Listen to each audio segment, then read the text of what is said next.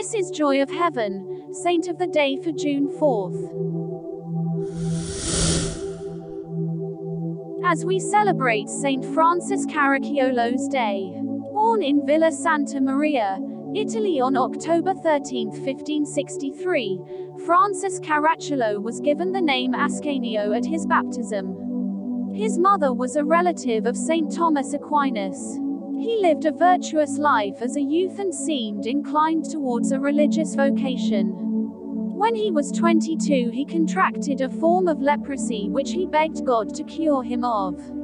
He promised to follow what seemed clear to him as his calling to the priesthood immediately upon being cured.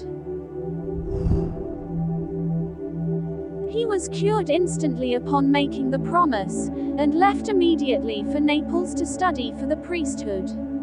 On his ordination he joined the confraternity of the White Robes of Justice, who were devoted to helping condemned criminals to die a holy death, reconciled with God. 5 years after he went to Naples, a letter was delivered to him which was in fact addressed to another Ascanio Caracciolo, a distant relative. The letter was an appeal from Father Giovanni Agostino Adorno, of Genoa, to this other Ascanio to join him in founding a religious order. Reading the letter, he realized that the vision of Father Adorno was in total compliance with his own ideas for a religious institute, and he interpreted this as a sign of God's plan. He responded to the letter, and the two men spent a few weeks together in retreat to draw up the institutions and rule.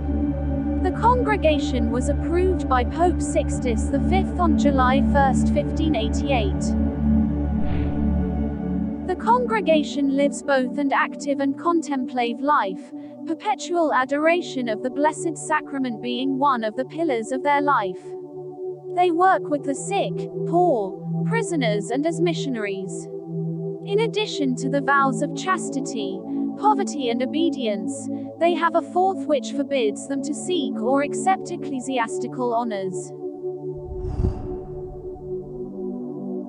Upon making his profession, Caracciolo took the name Francis in honor of the Saint of Assisi.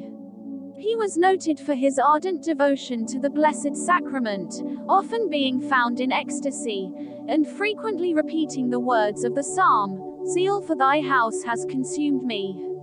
He died of a severe fever on the eve of Corpus Christi in Agnon, on June 4 in 1608, with his oft-repeated words on his lips. Those same words were found burned into the flesh of his heart when his body was opened after his death. He was canonized by Pope Pius VII on May 24, 1807. From Joy of Heaven, thank you everyone. You may also make a novena, and we're inviting you to please try to click the thanks button for your comment to have an amazing, colorful and wonderful animation. God bless us all.